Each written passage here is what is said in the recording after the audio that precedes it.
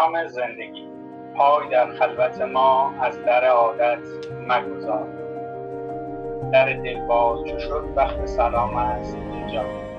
با عرض سلام خدمت همه همراهان گرامی، در خدمتتون هستیم. جلسه‌ای با عنوان از تألیف تا کتابسازی در عصر کمیت گرایی. این جلسه 13مین جلسه نشست گروه جامع پژوهی صلح مربوط به انجمن علمی مطالعات صلح ایران. پیش از اینکه مطالب خانم دکتر رو بشنویم، من ایشون رو کمی معرفی میکنم خدمت شما. خانم دکتر کیانپور پژوهشگر مطالعات ایران شناسی هستند و به طور خاص به فرهنگ مردم و ایران شناسی کار. روزنامه‌نگار هستند، بیش از 100 یادداشت در سایت مرو منتشر کردن و سایت‌های مختلف خبری و 2 تألیف هم دارن. یکی کتاب مجموعه شعر هست تحت عنوان فاسدک‌ها پیامبران منند. یکی دیگه از کتاب‌هایشون کتاب شناسی توصیف تحلیلی حول اشعار گیلکی طاطی و تالشی هست که از قرن 8 تا کنون بازه زمانی بررسی مربوط به این کتاب هست. با 2 شعر از ایشون به عنوان مطلع برای همکلامیمون میریم سراغ خانم دکتر ببینیم چی برامون به هر مقام. در انتظار بامداد اشک ریخته است فردا، صحن ما عمر گم شده. و قطعه دوم این ساعتها را نادیده بگیر، ساعت گذشته از قلم و از سوی هر واژه‌ای بگذاری بیدار نمی‌شود. البته ما از شما نخواهیم خواست که این ساعت رو نادیده بگیرید، چون اومدیم ببینیم خانم دکتر برامون چی به هر مقام. خانم دکتر در خدمتتون. به نام خداوند جان و خرد که از این برتر اندیشه بر نگذرد. عرض درود و ادب و احترام دارم خدمت شما جناب آقای دکتر صولتی گرامی و تمامی همراهان عزیز این برنامه. خوشحالم این فرصت فراهم شد تا پیرامون این موضوع با هم به گفتگو بنشینیم.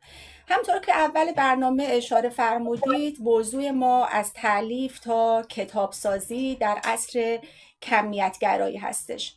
اجازه بدید من سخنم رو با این پرسش آغاز بکنم که کتاب برای ما چه معنایی داره؟ آیا فقط مجموعه ای از کاغذ و واژه هاست یا نه خانه‌ای برای اندیشه و حافظه جمعی ما؟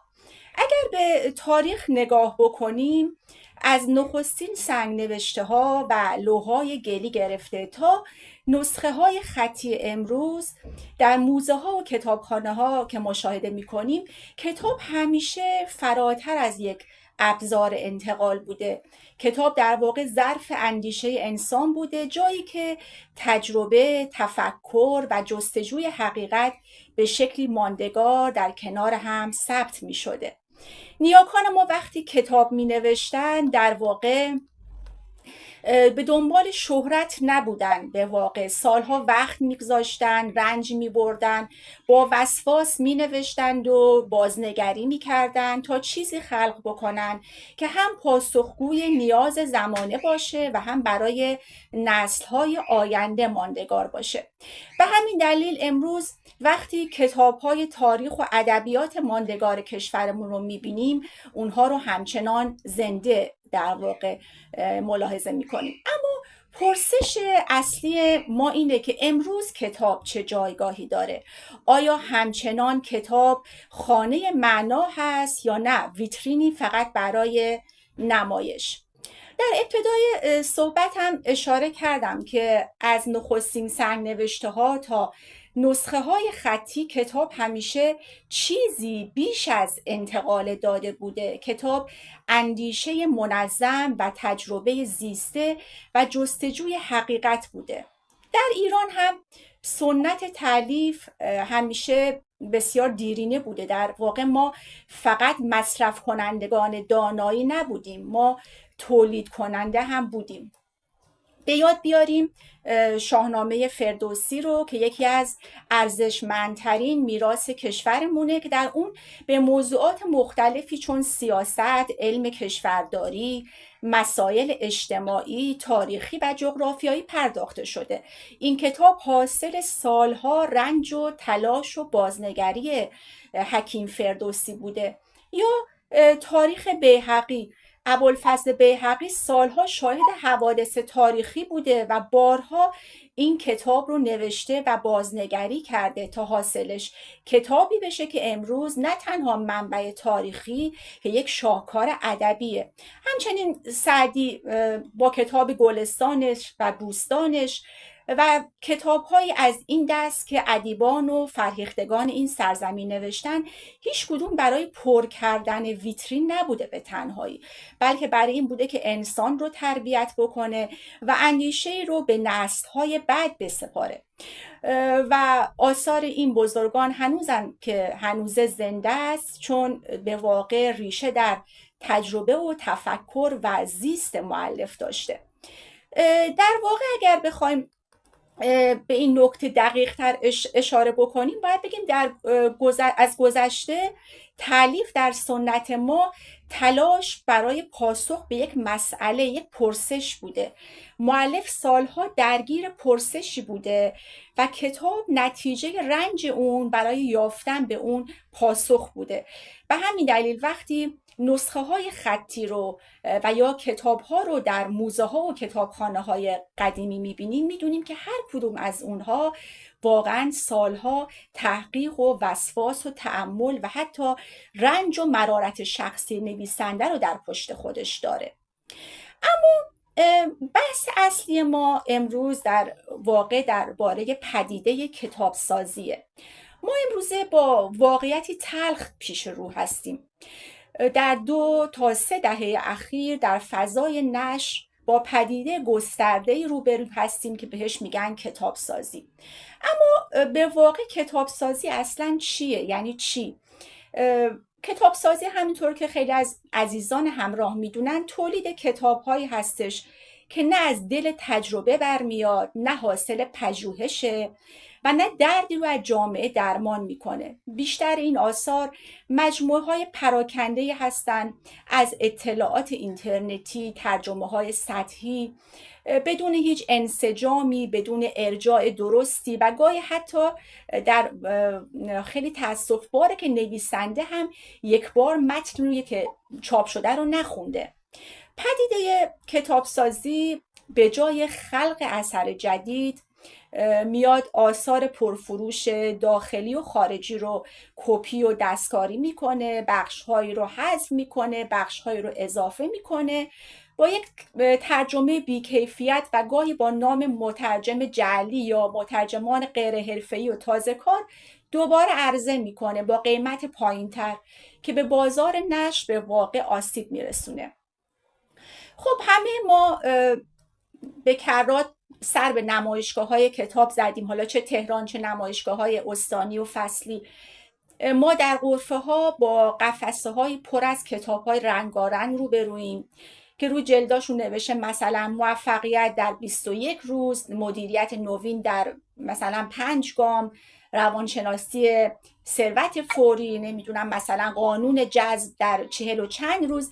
اینها عنوان 10 کتابیه که در غرفه ها و کتاب فروشی ها وجود داره و اگر این کتاب ها رو ورق بزنید ببینید ترکیبی از جملات قصاره و تمام این کتاب ها عین همه، یعنی فقط در قالب یک جلد یک نام مؤلف و یک ناشر جدید داره منتشر میشه.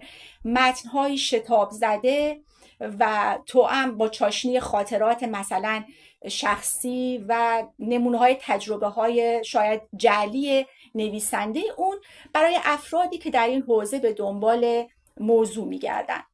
در واقع ناشر و مؤلف فقط خواستن یه محصولی رو وارد بازار بکنن. اینها کتاب نیستن، اینها در واقع مثل محصولن و هرگز نمیتونن جای کتاب رو پر بکنن. حتی دیده شده در برخی از کتابسازی ها متن ترجمه شده رو مترجم با کمی تغییر دوباره وارد بازار کرده. بر همین ما مثلا میبینیم که ده ها ترجمه از یک کتاب در بازار نشر به شکل یکسان و متفاوت وجود داره. عمده اتفاقی که در کتاب سازی ها میفته همین بحث ترجمه ها هستش که ناشران به نظرم باعث و بانی این هستن. یک مترجم حرفه‌ای هرگز نباید یک کتاب ترجمه شده رو دوباره ترجمه بکنه و این تقصیر ناشرانی که به سراغ یک مترجم غیر حرفه‌ای میرن و کتاب‌هایی رو که قبلا در بازار بوده و ترجمه شده رو دوباره چاپ میکنن. خب ببینید مسئله مهم اینجاست که ناشر مربوطه برای کتاب از اداره فرهنگ و ارشاد مجوز میگیره، یعنی زیر لوای قانونه کتاب رو از مسیر قانونی منتشر میکنه. اما اصل نکته اینه که کتاب حاصل دسترنج ناشر دیگه ایه که کپی شده و در حقیقت سرقت ادبی رخ داده. در واقع این پدیده اونقدر عجیب و در واقع ناراحت کننده است که اصلا در مقابلش نمیشه ایستاد مگر اینکه قوانین خاصی در بحث ترجمه و تالیف تدوین بشه، چون همونطور که گفتم اکثر ناشران با مجوز دارن این کتاب ها رو منتشر میکنن. از مصادیق دیگه کتاب سازی ترجمه ها رو که گفتم با قیمت پایینتر و کیفیت پایینتر میاد. اما جدا از بحث ترجمه مواردی هم هستش که نویسنده ناگهان تصمیم میگیره یک فردی کتاب بنویسه، ناگهان تصمیم میگیره که نویسنده بشه، کتاب رو سفارش میده به ناشر، گروهی براش کتاب رو گردآوری میکنن، یک نفر صفحه آرایی میکنه، یک نفر ویراستاری میکنن، نهایت با یک نام وارد بازار میشه، در صورتی که نویسنده این کتاب، یعنی فردی که اسمش به عنوان نویسنده این کتاب ثبت شده، نه اون کتاب رو حتی یک بار خونده و نه حتی پیرامونش اطلاعاتی داره و این واقعا جای تأسف داره. متاسفانه در دانشگاه هم این روند دیده میشه. خیلی از پایان نامه‌های دانشجویان بدون تغییر و بازنگری به نام کتاب منتشر میشه، همون متن، همون جداول، همون اشتباهات. خب چرا این اتفاق میفته؟ برای ارتقای مرتبه علمی، پر شدن رزومه. دانشجویی که اثری تازه و خلاقانه‌ای باید بنویسه در نهایت با کتابی پر از نقص و اشکال روبرو میشه که این کتاب‌ها مسلماً هیچ مخاطبی هم نخواهد داشت. متاسفانه باید به این نکته اشاره بکنم که بسیاری از کتاب‌های چاپ شده، یعنی این کتاب سازی‌ها در سال‌های اخیر نوشته برخی از اعضای هیئت علمی دانشگاه هستند، صرفاً برای کسب امتیاز، کسب درجه و مانند اون. یعنی ممکنه هیچ وقتی نویسنده برای تالیف و پژوهش اون به کار نبرده باشه. خب اینها مخاطبی هم ندارن، یا فقط برای رزومه اون فرد دارن ثبت میشن. حالا به همه کتاب اشاره کردم، خوبه که به بخش کودک و نوجوان هم اشاره بکنم. بخش کودک و نوجوان هم خیلی داره در بحث کتاب سازی آسیب میبینه. نویسندگی و تولید اثر در حوزه کودک و نوجوان خیلی مهمه و بسیار حوزه سخت و تخصصی هستش. در واقع برای فعالیت در حوزه کودکان باید فرد سواد ادبی، انسانشناسی و روانشناسی داشته باشه. نویسندگان حوزه کودک باید حتما 2 تا شاخصه رو داشته باشن، اما ما متاسفانه میبینیم که فکر میکنن نوشتن کتاب کودک بسیار سهل و آسانه و هر فرد غیر حرفه‌ای و غیر متخصص به عرصه کتاب کودک و نوجوان ورود میکنه و نتیجه میشه رواج کتاب سازی ها و رشد کمی. ما میبینیم که در واقع حتی کتاب‌های کودکان کتاب‌های بازاری شدن، کتاب‌های سوپرمارکتی شدن و به واقع این خیلی آسیب میزنه به نسل آینده که باید در واقع با قوه خلاقش رشد بکنه. اما بعد از تمامی مسائل ما پیامدها رو باید دنبال کنیم. این پدیده هایی که در مورد صحبت کردیم هیچ کدومشون بی پیامد نیست. کتابسازی فقط یک تخلف کوچیک، یک بی‌دقتی در نشر نیست، پیامدهاش به ریشه های فرهنگی ما میرسه. یک مقدار این بحث رو میخوام بازتر کنم. این پیامدها چه خواهد بود؟ اول از همه بی‌اعتمادی مخاطب. وقتی خواننده چند بار کتابی میخره که محتوای تکراری، ضعیف یا کپی شده داره، اعتمادش به کل بازار نشر از بین میره. برای اون دیگه فرقی نمیکنه کتاب تو چه حوزه‌ایه، کم کم به تمامی کتاب‌ها مشکوک میشه. درست زمانی که یک فرد مثلا دنبال داروی یا وسیله‌ای که در بازاری که پر از اجناس تقلبیه، اون به همه چی مشکوک میشه. وقتی که بازار نشر مملو از کتاب‌های سطحی، کتاب‌های غیر اصیل باشه، مخاطب به تمامی کتاب‌ها دچار شک میشه. بحث دیگه آشفتگی علمی هستش. کتابسازی به واقع فضای علمی رو تحت تاثیر قرار میده. استاد یا پژوهشگری که سالها وقت میذاره تا تلاش بکنه اثری اصیل تولید بکنه، ناگهان خودش رو در بازاری آشفته‌ای میبینه که پر از کتاب‌های سطحی و غیر علمیه که مرز بین پژوهش و تولید سطحی محو شده. دانشجو یا پژوهشگر جوان نمیدونه به کدوم کتاب اعتماد کنه. نتیجهش این میشه که سرمایه‌های علمی دچار هرج و مرج و آشفتگی میشه. اما مورد بعدی فروپاشی رابطه نویسنده و خواننده هستش. از دیرباز همیشه در سنت تالیف پلی بود میان نویسنده و خواننده. نویسنده سالها تلاش میکرد که تجربه و اندیشش رو به زبان بیاره و ثبت بکنه و خواننده با اعتماد اون رو میخون و وارد فضای فکری و ذهنی نویسنده میشد. اما در کتاب سازی رابطه گسسته شده. مؤلف پشت نوشته خودش حضور نداره. کتاب دیگه حاصل اون زیست فکری، اون تجربه زیستی نویسنده نیست، یک محصول بازاری و بی‌ارزش و سطحی هستش. مورد بعدی انزوای اندیشه های اصیله. در بالا هم در اشاره کردم بهش. در بازاری که کتاب های سطحی فراوان میشه و ارزان میشه، آثار اصیل به حاشیه میره. بنابراین نویسنده ای که قصد داره تلاش بکنه، پژوهش بکنه و به واقع اثری اصیل رو خلق بکنه، دچار انزوا میشه و اندیشه یک فردی که دنبال پژوهش منزوی میشه و سطحی نگری رخ میده. به قول فردوسی بزرگ که میگه هنر خوار شد جادویی ارجمند، نهان راستی آشکارا گزند. وقتی کتاب سازی در بازار نشر افزایش پیدا میکنه، اون هنر اصیل، اون نوشتار اصیل، اون پژوهش اصیل گم میشه و دیگه جایی براش وجود نداره.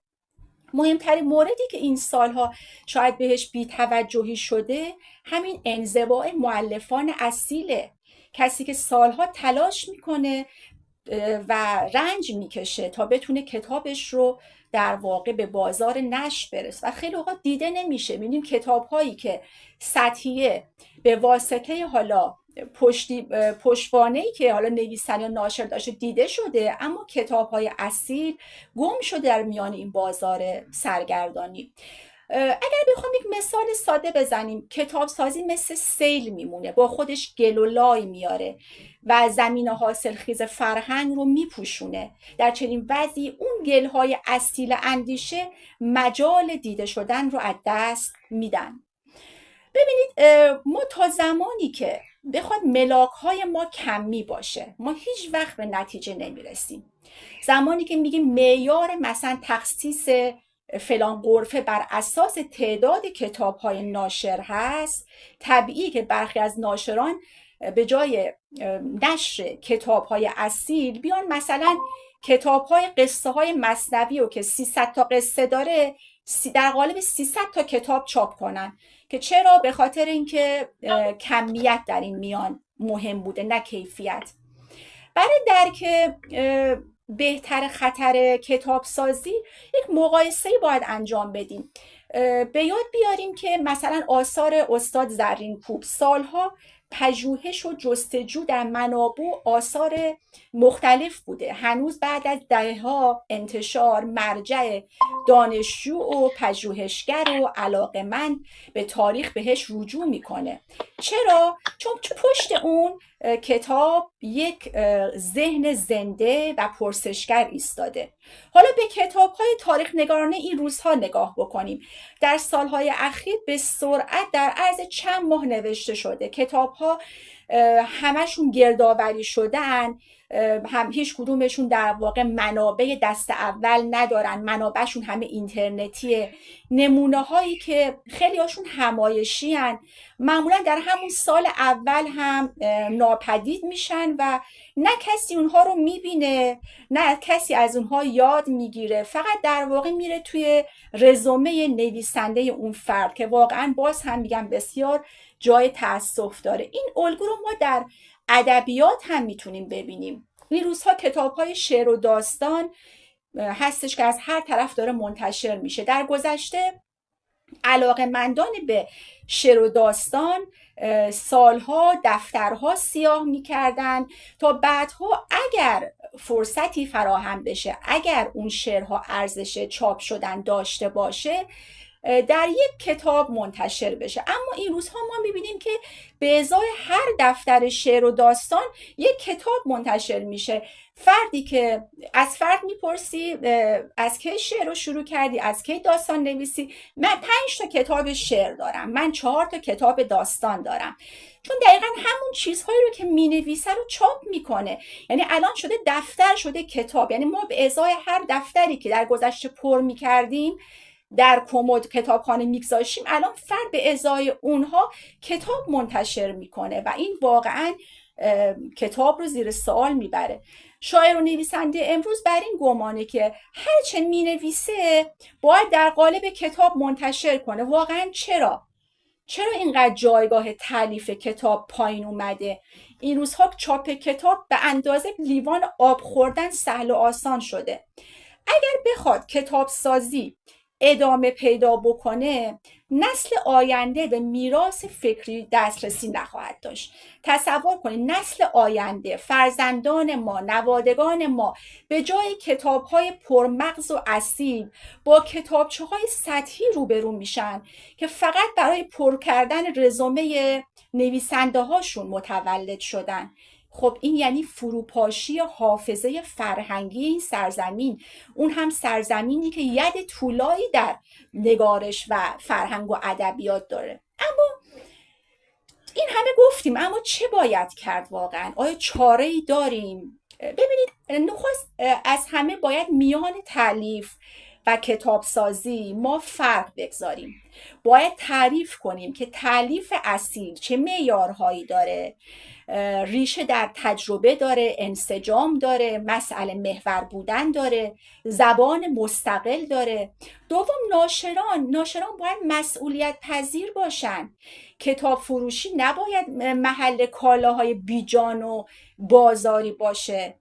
کتاب فروشی باید خانه اندیشه و تفکر و نوآوری باشه. کتاب فروشی ها مجاری تنفسی جامعه هستن.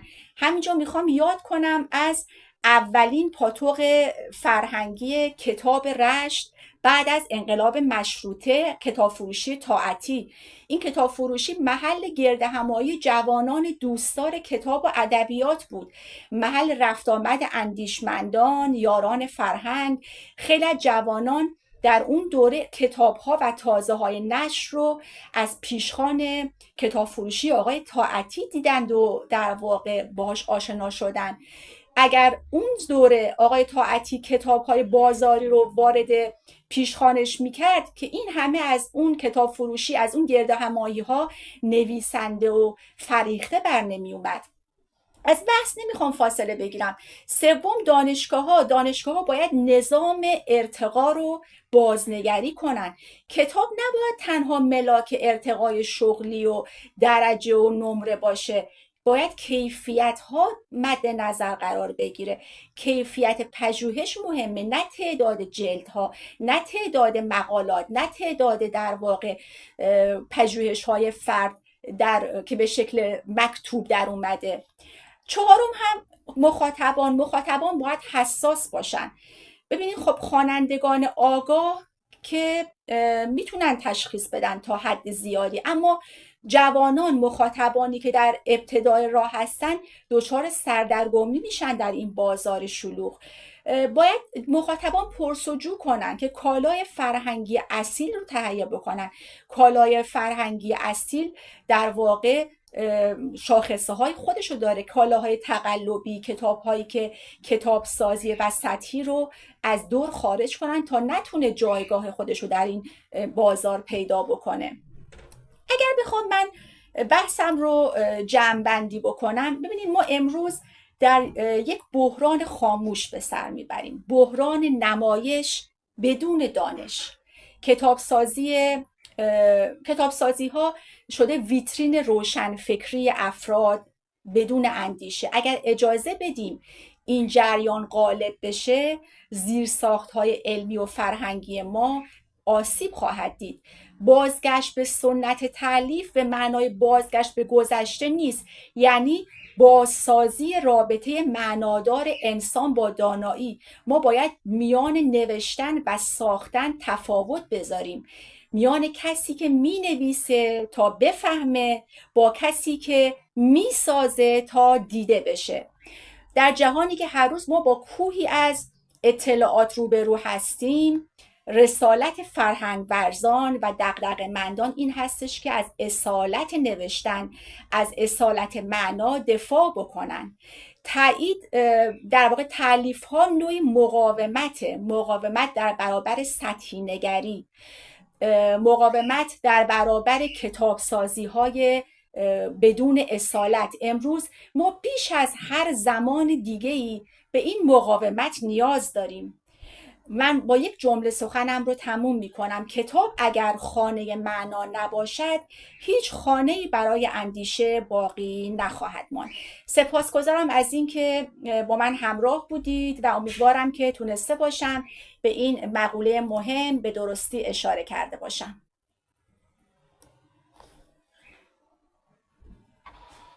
خب خیلی ممنون خانم کیانپور. من یه موری بکنم از مطالبی که گفتیم و برای خودم چند تا سوال پیش اومد. ممنون میشم در مورد اون هم با هم کلام بشیم. شما روی این که در گذشته کتاب معنادار بوده سخن گفتید. برای این از بیهقی مثال زدید، از فردوسی مثال زدید، با توجه این که الان هم جو فردوسی هم زیاد شده تو فضای مجازی.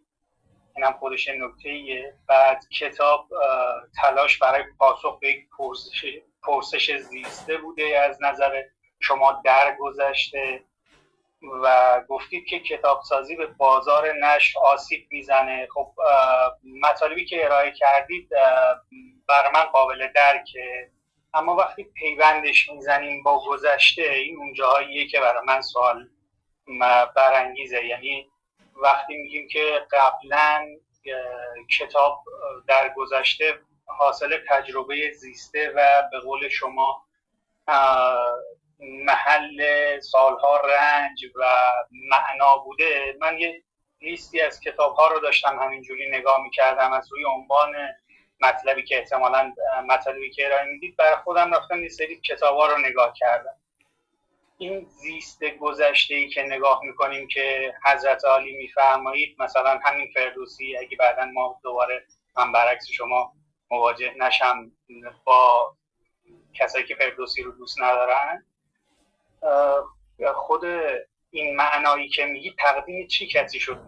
تقدیم سلطان محمود غزنوی یا مثلا خواجه نظام الملک طوسی سیاستنامش تقدیم چه کسی شد؟ همین بیهقی کتابش، یعنی مشروعیت کتابش، اون معنایی که شما میگید، یعنی اون مشروعیتی که شما به گذشته میدید برای کتاب، اون مشروعیتش رو از چی میگرفت؟ از قدرت میگرفت. یعنی یک کتاب یه پیوندی میگرفت با یک قدرتی ماندگار میشد یا ماندگار نمیشد. یعنی طرز عدم پیوند با قدرت باعث میشد که خیلیا بیان با قدرت ارتباط بگیرن. چه بسا که مثلا خودمون سعدی رو میخونیم چند صفحه اولش همین، نه اینکه بخوایم این میراث رو من الان بخوام بعدش رو لحاظ کنم. یعنی میخوام بگم یه افق دیگه از این داستان هم وجود داره. ما بگیم که همیشه کتاب تولید معنا بوده، بعد کدوم معنای پیوند زده شده با قدرت همیشه حاصل تجربه زیسته بوده. خب من الان یه لیستی از کتاب ها مثلا کتاب جعفر و علم حروف، کتاب دفع بلایا با دعا، خرافات و طلسم، طبایع و مزاجه، حتی عطار که دیگه الان معنا نداره، سیرالمستطر شیخ بهایی، خب در مورد جادو و طلسم، حالا منتسب شده به شیخ بهایی به طور دقیق نمیدونم، شمس المعارف علی بونی، خیلی از کتابایی که اینجوری میبینیم این مختص به یعنی مشروعیت بخشیدن به معنا در گذشته ما رو با این سوال مواجه میکنه. خب پس الان این کتابایی که شما میگید کتابسازی اثر، یعنی فرمودید که مربوط به 3 دهه اخیره، خب ولی میریم سراغ مثلا هانریش آگری تو اروپا، اصلا نمیخوایم لزوما برگردیم به گذشته ایران. میخوام بگم یعنی اینجوری هم نبوده که این مربوط به 3 دهه گذشته باشه. برمیگردیم به این شخص که نام بردم، 30-40 تا کتاب فقط در مورد جادوگری داره، یا مثلا جالینوس 50 تا اثر داره. خب خیلی از اثراش به قول شما حاصل تجربه زیستش بوده، ولی این مشروعیت معنا به گذشته اونجایی برای من سوال برانگیزه که مثلا میریم کتاب جالینوس رو میخونیم میبینیم حیوانات محصول عرق انسان است. خب یا مثلا طبیعت شناسی اثر پولیبینیوس بزرگ رو میخونیم که 35 تا اثر داشته، بعد میگه خرگوش تخم میذاشته. خب یعنی میخوام بگم گذشته اینقدرم که پاک سازی میشه پاک نبوده. هرچند دغدغه شما رو درک میکنم، یعنی اون آسیب هایی که فرمودید اینها رو به نظر من مطلب خوبتون این پیوند زدن مشروعیت خوبی ها با گذشته، این مطلب خوبتون اینجا یه ذره برای من سوال برانگیزه، شاید برای دوستان کاملا قابل درک باشه. یا مثلا توماس آکویناس بزرگ کبیر که ازش نام میبرن در مورد طبیعت زن گفته که برتری عقل مردان بر زنان. خب آکویناس هم تجربه زیسته داشته و اسم بزرگی داشته، کتابش ماندگار شده، ولی دلیل بر معنادار بودن گذشته هامون نیست. در مورد کتابای زیادی هست، مثلا کلید کوچک سلیمان که یک کتاب انگلیسی در مورد احضار شیطان، یا حتی مثلا یک کتابی داریم یا زنان روح داشتن، این مربوط به قبل نیست، همین 1800. خب یعنی و کسایی رو داشتیم که 400 کتاب نوشتن، یعنی فقط مربوط به شروین وکیلی که الان بالا بر 100 کتاب نوشته توی چندین سال نیست، مربوط به افراد گذشته هم بوده که این شکل رو میبینیم. یعنی این کتاب سازی که میگی علیرغم درکش، ولی این لزوما یک گذشته خوب رو برامون نمیاره. یا مثلا این معنایی که شما میگی رو با چی باید مفصل بندی کنیم؟ برای همینه که گفتم وقتی یک کتاب پیوند خورده با قدرت اون هم معنا داره. یعنی معنا از نظر شما چیه؟ برای من به طور خاص وقتی با عنوان شما مواجه شدم داشتم فکر میکردم، گفتم برای من اگر معنا، یعنی اون عنوانتون رو بخوام برای خودم تجزیه و تحلیلش کنم، میگفتم خب معنا اون جایی برای من معنا داره یک کتاب با زندگی پیوند بخوره، با حس و حال خوب پیوند بخوره و با مرگ، قدرت، اونم به شکل بیمهارش یا با امر مطلق به شکل بیمهارش بدون فاصله گذاری پیوند بخوره. برای من بی‌معنا یا حداقل دوست ندارم باهاش مواجه بشم. برگشتن به گذشته برای ساختن آینده، یعنی شما یه جایی تو مطلبتون اگه اشتباه نکنم باز هم برگشتید به گذشته و اینکه ببینیم گذشته چه کتاب‌های خوبی داشتیم. کتابسازی سیل کتابسازی کتاب‌ها سالها مرجع بودن، یعنی اینو گفتیم سالهای گذشته. اما من علیرغم اینکه بازم میگم درک میکنم دغدغه‌تون رو، یعنی برای این جاری شدن شما نقدتون برای آینده، به نظر من مشروعیت گرفتن از گذشته به این نحو که بگیم چون گذشته خوب بوده، خب من یه سری بدیاش هم گفتم، به آینده رو کنیم، این برای من یعنی معنا گرفتن از گذشته برای من جای تأمل داشت. هم موقعی که حرف شما رو میشنیدم، هم موقعی که قبل از این که حرفای شما رو بشنوم و روی عنوانتون تأمل میکردم. یعنی برگشتن به گذشته برای ساختن آینده به نظر من این ضرورتی نداره و گذشته مشروعیت خودش رو از چی میگیره باید به این فکر کنیم. یعنی فکر کنیم که مثلا یک کتابی که قبلا اومده تداوم پیدا کرده مشروعیتش رو از چی گرفته؟ از قدرت گرفته. خب شاید از قدرت گرفته تداوم پیدا کرده. کسایی که با زبان شناسی آشناهن میدونن که ترجمه چند باره یک کتاب بد نیست. حتی اگر تو دنیای الهیات حضور پیدا کنیم میبینیم چندین ترجمه قرآن، اونایی که میخواستن به یک معنای نزدیک بشن یعنی افق جدیدی رو بهشون نشون داد. این ترجمه چند باره، چرا زبان شناسی رو گفتم؟ مثلا ما سوسور یه بار ترجمه شده به انگلیسی، یک فلسفه‌ای بنا شد، بعدها یکی دیگه ترجمه کرد گفت اصلا اون فلسفه اشتباه بوده، اصلا سوسور منظورش این نبود. یعنی میخوام بگم این چند بار علیرغم اینکه دغدغه شما رو درک میکنم، برای چندمین بار میگم، یعنی شما یه سری کتاب‌های خاصی مد نظرتون، اما ولی وقتی این روی به عنوان یک گزار کلی میگیم که چند بار ترجمه شدن یک کتاب احتمالاً باید سبب ساده سازی مسئله شده باشه، اما میبینیم بعضی اوقات اینجوری نیست. یعنی میشه مثلا نقض برای تأمل شما.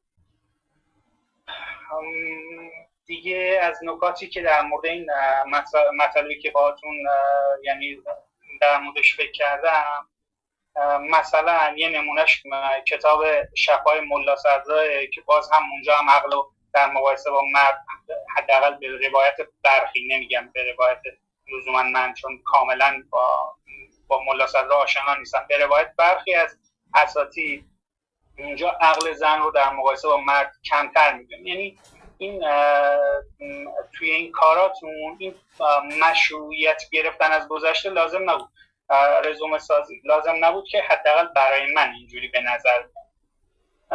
به نظر من اونجایی که به ساختارهای ناکارآمد قدرت، هرچند تو دانشگاه باشه یا به قول شما قدرت تحت عنوان ناشر برای اینکه بتونه بیشتر نشر بده و کمیت رو، خیلی زیبا بود، من دوست داشتم مطالبی که مطرح کردی، ولی این همه رو برگردوندن به گذشته برای من قابل تأمل. اگه دوست دارین در این مورد شما هم نکته تکمیلی بفرمایید، اگر نه که از سایر دوستان استفاده کنید. این نکته رو من اصلاح کنم. من گفتم در 2-3 دهه اخیر این قضیه بیشتر اتفاق افتاده، چون در 2-3 دهه اخیر این بحث ارتقا و رزومه و این بحث ها در دانشگاه ها و فضای علمی پررنگتر شده. از این رو در این 3 دهه ما این مسئله رو بیشتر میبینیم، نه که اصلا در قبل نبوده.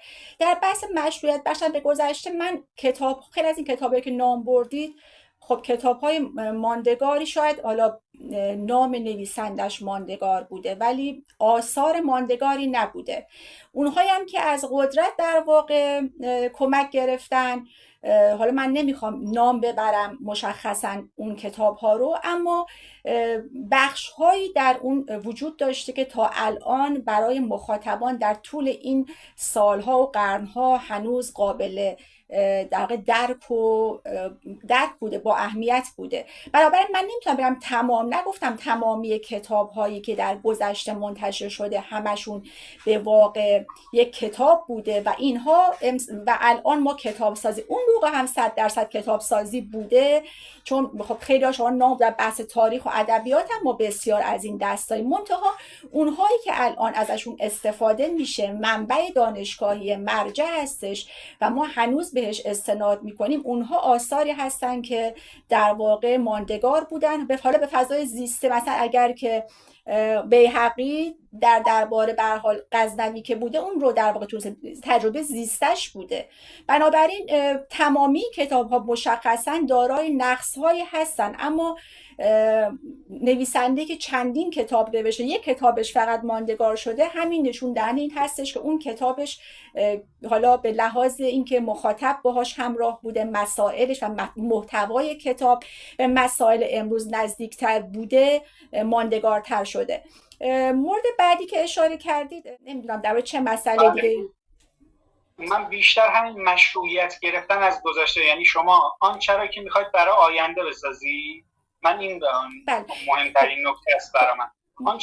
آنچه را که برای آینده میخواید بسازید لزومی نداره که به گذشته برگردیم، یعنی بگیم ببینید گذشته چقدر خوب بود، حالا آینده میتونیم. ما میتونیم از همین الان شروع کنیم برای آینده ساختن بدون اینکه ارجاع بدیم به گذشته هایی که برای روح زن سوال داشتن، برای اینکه خرگوش تخم میذاشته یا نه کتاب نوشته. بعد چه کسی سالها مرجع بوده دیگه، جالینوس مثلا. یه جای دیگه تموم شده دیگه آقای درست گفته باشم چون یادداشت کرده بودم. یعنی میخوام بگم بعضی از کتابای گذشتم حاصل تجربه زیسته نبوده، علارغمی که صاحب من اون فقط بازگشت به گذشته برام اولویت داشته. همین که شما فرمودید این پدیده از نظر شما الان پررنگتر هست، قبلا هم بوده، حالا من این رو از مطالب شما درک کردم. خب الان ببینید هر مسئله تخم گذاشتن خرگوش یا مسئله از این دست، اینها تا یه زمانی مرجع بوده، بعد به فراموشی سپرده شده و خیلی از کتاب سازی الان ما هم همینطور اون موقع به خاطری که نبود علم در واقع پذیرفتن و بعد گذاشتن کنار. الان کتاب سازی های ما هم ممکنه که بعد از چند دهه اصلا همچی کتابی اصلا دیگه موجودیت نداشته باشه.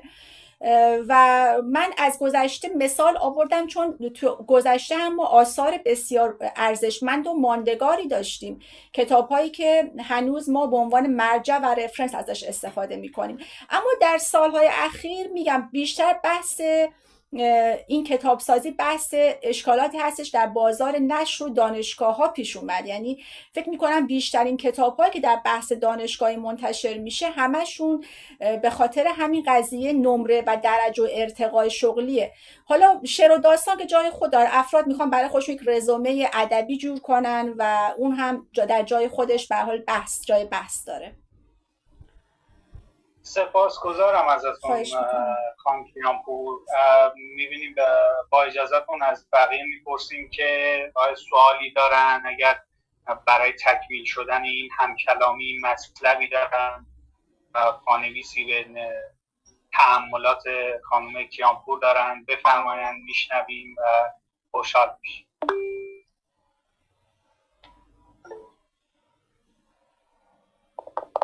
سلام، وقتتون بخیر باشه. ممنون از این موضوع جالب.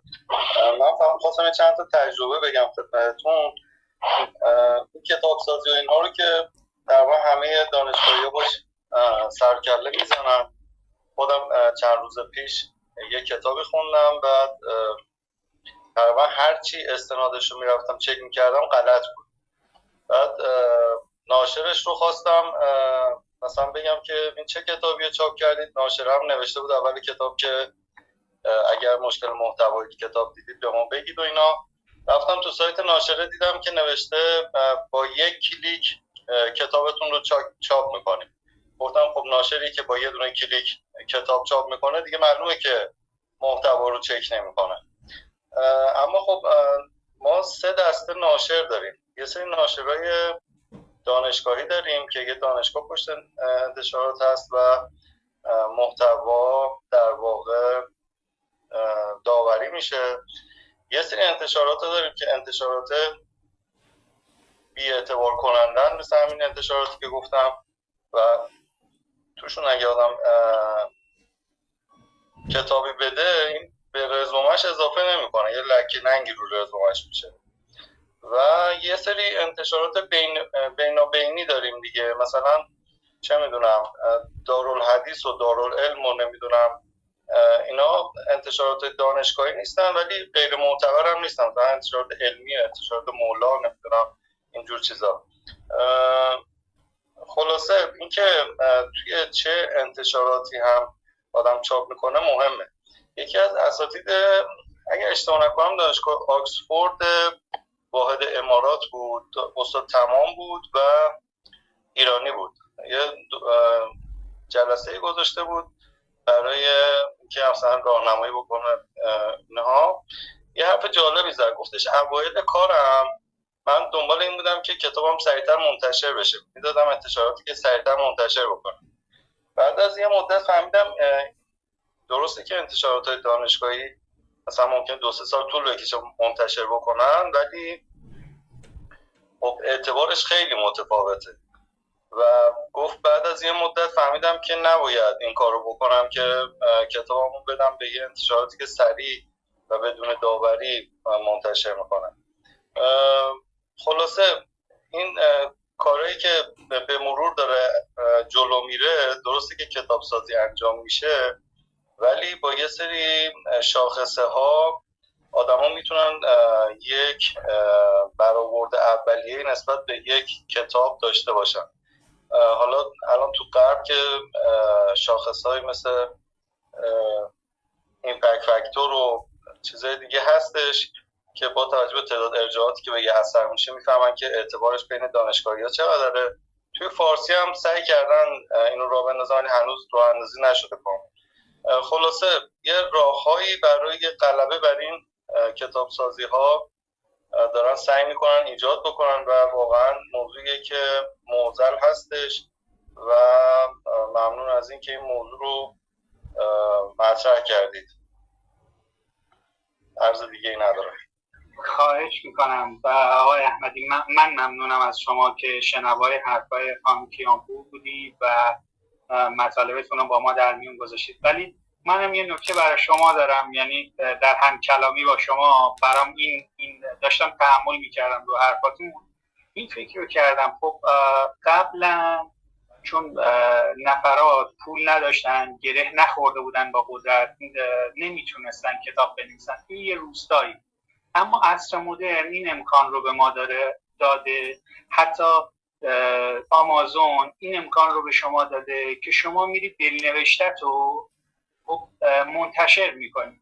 حالا اگر فرض رو بر همون چیزی که خانم کیانپور گرفتن، یعنی کتاب‌های خوب ماندگار میشن، یعنی خودش رو ماندگار میکنه، خب چه عیبی داره؟ یعنی برای من این سواله، برای من هم چون به اندازه‌ای که خانم کیانپور با این مسئله آشنان، من آشنا نیستم، برای من این سوال چه عیبی داره؟ مثلا الان میبینید تو آمازون شما میتونید دلنوشتت رو بنویسید. دختر 13 ساله من این امکان رو داره که میتونه یه مطلبی بنویسه و اگه فضای ایران اجازه میداد با آمازون که کتابش رو از طریق آمازون انتشار بده. میدونید چی میگم؟ یعنی شاید قبلا برای 1 ساعت سخنرانی هم ما مجبور بودیم بریم مسجد، یا مثلا قدیمتر باید اون نفر صاحب قدرت می بود. اما همین گوگل میت این امکان رو به ما داده، ما خیلی با هم بشینیم حرف بزنیم، 5 نفر از 5 نقطه مختلف ایران. خب یعنی نمیخوام بگم کمی اون رزومه سازی امر خوبیه، و فقط میخوام بگم یعنی یه وجوه خوبی همین عصر مدرن، این عصر جدید، دختر 13 ساله من میتونه کتاب بنویسه. حالا یه عده اگه خریدن ماندگار میشه، اگه نخریدن ماندگار نمیشه. متوجه هستم.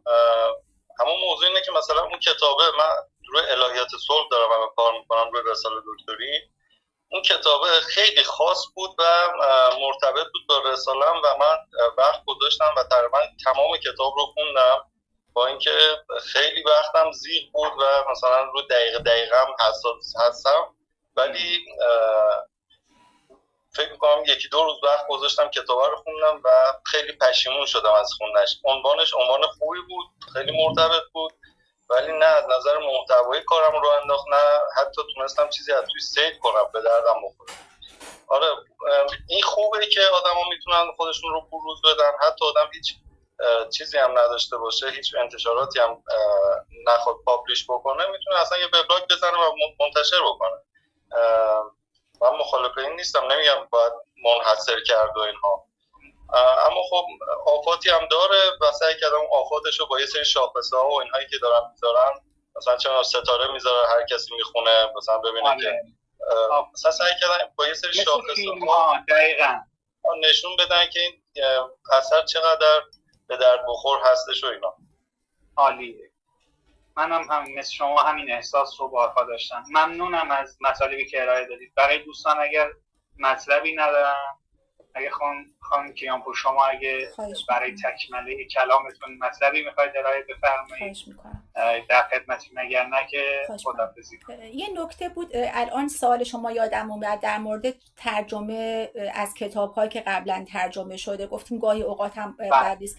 ببینید کتاب‌هایی که اگر ترجمه ناکاملی داره، بله مثلا یک مثال میزنم، مثلا همین شازده کوچولو بارها الان تو بازار میبینید 5-6 ترجمه از این کتاب با جلدهای متفاوت در بازار وجود داره. خب واقعا چه اصراریه این کتابی که توسط یک مترجم خوب ترجمه شده و همه اون ترجمه رو معمولا استفاده کردن، چرا باید با نام مترجم های غیر حرفه‌ای و تازه کار دوباره و بارها منتشر بشه؟ این رو هم میگم اگر کتابی واقعا با ترجمه دوباره بخواد یک مسیر بهتری رو پیش ببره درسته، اما کتابی که شناخته شده است جزء در واقع کتاب‌های مهم ادبیات و دیگه مترجمش دیگه کار بسته، دیگه واقعا چاپ دوبارهش فقط داره بازار نشر رو خراب میکنه. چون مثلا ما میبینیم که با اون مثلا با مترجم اولیه این تومن قیمتشه، با مترجم غیر حرفه‌ای مثلا 1/3 قیمت اون کتابه، با جلد بسیار طراحی جلد نازل، کاغذ بی‌کیفیت. اینها منظورم به این موارد بود که میتونه بازار نشر رو دچار خدشه بکنه. در کل خیلی از همصحبتی با شما لذت بردم، از همراهی تمامی دوستانی که با ما بودن سپاسگزارم. امیدوارم که روزهای خیلی خوبی برای همه در پیش باشه و ما شاهد در واقع پیشرفت رو به جلوی کشورمون باشیم با کتاب‌ها و پژوهش‌هایی که ماندنی خواهد بود برای نسل آینده. سپاسگزارم.